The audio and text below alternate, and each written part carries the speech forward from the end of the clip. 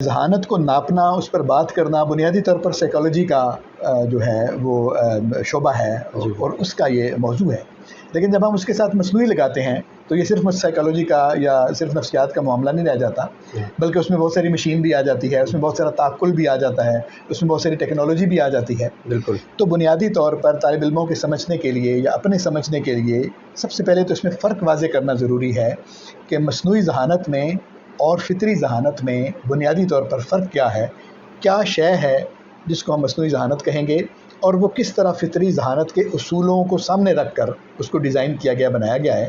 اس موضوع پر جو بنیادی تکنیکی باتیں ہیں ان سے ہم آغاز کرتے ہیں. جی سر، بہت شکریہ. سب سے پہلے تو آپ نے عزت بخشی، دوسری مرتبہ میرے لیے بہت بڑا آپ کا یہ سلسلہ بہت زیادہ پسند کیا جاتا ہے، دیکھا جاتا ہے. ہمارے گھر میں بھی کچھ لوگ ہیں جو اس کو دیکھتے ہیں، تو اس کے لیے آپ کو مبارکباد کہ یہ سلسلہ مسلسل چل رہا ہے. آپ کی محبت، آپ جیسے دوستوں کے تعاون سے. جی سر، اللہ کرے آپ کو مزید اس میں کامیابی اور زیادہ سے زیادہ بہتر سسٹم ہو جائے. سر، فطری ذہانت تو ظاہر ہے اس کا یہ کیا ہوتی ہے کہنے کی ضرورت نہیں ہے، کیونکہ یہ فطری ذہانت تو فطری ہے اور ہر شخص کو پتہ ہے کہ یہ ذہانت ہوتی ہے. سوال مصنوعی کا پیدا ہو گیا ہے کہ وہ فطری جیسی ہے یا فطری جیسی نہیں ہے. ایک بات اس پہ کر دیجئے کہ مطلب ذہانت اور تعقل جو ہے اس میں تھوڑا سا فرق ہے نا. جی وہی میں کر رہا ہاں جی ہاں، کہ اس میں بھی فرق ہے. جی جی بالکل. تو جو اباکس کا سسٹم تھا نا، جس کو ہم دنیا کا پہلا کمپیوٹر کہتے ہیں، تب سے مصنوعی ذہانت تو موجود ہے. کیلکولیٹر بھی مصنوعی ذہانت کی مثال ہے، لیکن اس کو ہم مصنوعی ذہانت کہنے کے باوجود بھی اصل میں وہ ذہانت تو نہیں ہے، کیونکہ ذہانت جیسا کہ آپ نے بہت ہی اچھے طریقے سے اس کو واضح کر دیا کہ ذہانت ایک سائیکالوجی کی فیلڈ کی چیز ہے. تو اس لیے میں یہاں یہ عرض کروں گا کہ جو لاجک کو، میتھمیٹکس کو، کلیات کو، جو قضیات کے ذریعے، پروپوزیشنل لاجک کے ذریعے جو حل کرنے کا طریقہ رہا تھا ماضی میں، اباکس کے ذریعے یوز کرتے تھے یا کاغذ میں سوراخ کر کے پھر کاغذوں کو آپس میں میچ کر کے کرتے تھے، جس کو سائیکلو سٹائل بھی کہتے ہیں، وہی کہ زیروز اور ونز کے ذریعے طے کیا جائے. زیروز اور ونز میں ذرا ایک بات امپورٹنٹ ٹیکنیکل یہ بھی سمجھ لیجئے کہ بولین آپریٹرز کہتے ہیں زیروز اور ون کے ذریعے چلنے والی منطق کو. بولین آپریٹر اس طرح کام کرتے ہیں، مثلا کراچی سندھ میں ہے یا کراچی پنجاب میں ہے، یہ سوال ہے. اب یا کے لفظ نے بولین بنا دیا اسے، یعنی زیرو اور ون کے معاملے میں ڈال دیا. تو ہم کہیں گے، پہلے کہیں گے کراچی سندھ میں ہے، تو ہم نے ون لگایا وہاں، تو ادھر زیرو ہو جائے. تو اب یہ جو بولین آپریٹرز ہوتے ہیں، ان میں جن چیزوں سے چلتے ہیں، جن کے بیسک آپریٹرز ہیں، وہ ہیں 4 بیسیکلی. اور یعنی یا لگاتے ہیں ہم، یا بھی لگاتے ہیں ہم، یا نہیں لگاتے ہیں ہم دونوں کے ساتھ. تو یہ بولین آپریٹرز میں ہم کسی کو یعنی 2 چیزوں کے درمیان ایک طے کرنا ہوتا ہے، یا 0 یا 1. اب یہ تو ذہانت نہیں ہے، یہ تو اباکس ہے. یعنی بڑی ٹیکنیکل باتیں ہیں، آپ کے قارئین کو تھوڑی مشکل، ناظرین کو تھوڑی مشکل. سادہ بات ہے نا کہ مثلا یعنی اور لگاتے تھے او آر، اور یا والا جو ہے نا، بالکل اینڈ لگاتے ہیں، اینڈ لگاتے ہیں، نار لگاتے ہیں. یس، نار لگاتے ہیں. بالکل آپ ٹھیک کہہ رہے ہیں. لاجک کے بیسک وہ چیز ایلیمنٹس ہیں جن سے اصل میں 2 کے درمیان، یعنی یہ ملٹیپل کے درمیان نہیں، یہ 2 کے درمیان چننے کا طریقہ ہے. بالکل ٹھیک ہے. تو آر لگے بھی تو 2 کے درمیان ہوتا ہے، اور لگے بھی تو 2 کے درمیان، اس کو کہتے ہیں بولین آپریٹرز.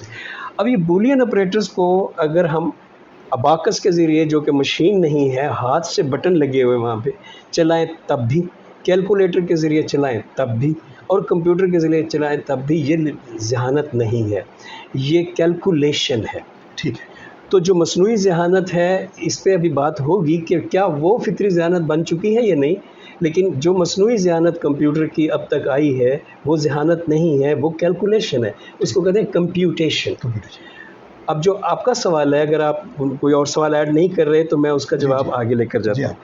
تو اب ہم نے دیکھنا ہے کہ کیا نیورل نیٹ ورک جب سے آ گیا، تو اس کا آپ نے اپنے سوال میں حصہ بھی رکھا ہے اس کا، تو کیا یہ ہماری کاپی کو دیکھ کے بنایا گیا ہے، برین کی کاپی کو؟ کیونکہ نیورل نیٹ ورک تو برین میں ہے، جو نیورانز کا ایک نیٹ ورک ہے.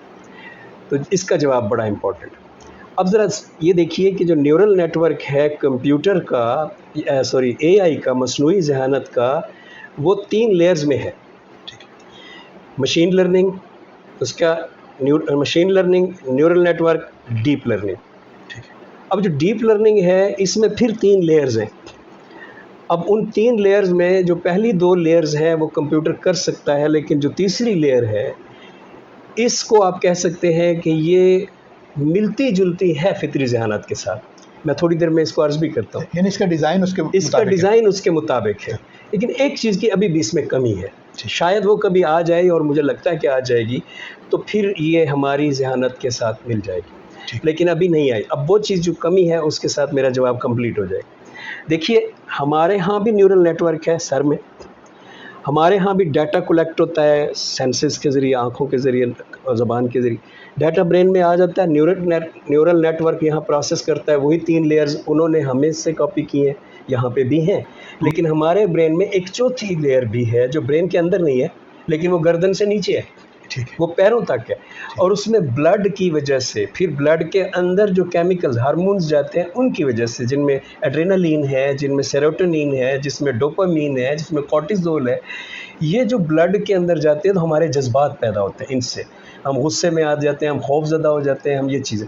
اب یہ جو چیزیں پیدا ہوتی ہیں یہ ہمارے یہاں کے نیورل نیٹ ورک میں تبدیلی کر دیتے ہیں. یعنی اگر یہ صرف پروسیس یہاں پہ ہمارا کمپیوٹر والا ہوتا تو یہ نیچے والی چیزیں اس میں تبدیلی نہ کر دیتی. تو یہاں پہ جو ایکٹیویٹی کمپیوٹر کی ہو رہی ہے وہ تینوں لیئر میں کمپلیٹ ہو کے ڈیپ لرننگ والی لیئر سے واپس آتی ہے تو بہت جینیس جواب دیتی ہے. لیکن یہاں نیچے سے جو سینسیشنز، جذبات، ہم یہاں والی اپنی نیورل نیٹ ورک میں تبدیلیاں لا رہے ہیں. یعنی ہم غصے میں آ گئے ہمارا فیصلہ تبدیل ہو جائے گا، ہم جذبات میں آ گئے ہمارا فیصلہ تبدیل ہو جائے گا. یعنی وہ اوپر والی صرف مشین کے تابع نہیں رہے گا، ہاں بلکہ اس میں کچھ اور چیزیں بھی شامل ہو جاتی ہیں. جی بالکل. تو وہ اس مشین کے جو ہے نا، جو ہیومن عناصر، زندگی کے عناصر، ہیومن عناصر بیسیکلی اینٹی مشین عناصر ہے نا، وہ مشین کو وہاں پہ چیلنج کر دیتے ہیں، مشین کے ریزلٹس کو کہتے ہیں میں نہیں مانتا.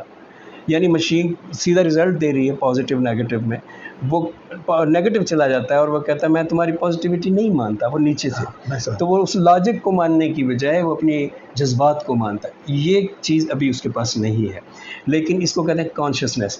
تو اب میں سوال کو ذرا وہ کر دیتا ہوں، اسٹریٹ کر دیتا ہوں. حسیات سینسیشنز ہیں، ٹھیک ہے، لیکن احساسات فیلنگز ہیں. ٹھیک ہے. تو حسیات اور سینسیشنز میں جو فرق ہے، یعنی آپ یہ سادہ کہ یہ کہہ سکتے ہیں کہ جو حسیات ہیں وہ سینسرز ہیں.